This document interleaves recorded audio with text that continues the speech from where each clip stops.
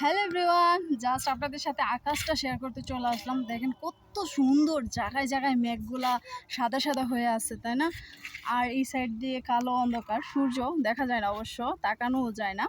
তো just imagine করার মতো সুন্দর লাগতেছে, বাস্তবে আমার কাছে অনেক সুন্দর লাগতেছে। জায়গায় জায়গায় মেঘগুলা, হ্যাঁ, ওয়াও! যেদিকেই থাকাই জায়গায় জায়গায় মেঘগুলা মনে হয় যে কুয়াশার মতো, বরফের মতো আচ্ছন্ন হয়ে আছে জায়গায় জায়গায়। ওয়াও ওয়াও, মানে ওয়াও! এটা একটা কালো মেঘের মতো এই সাইডটা।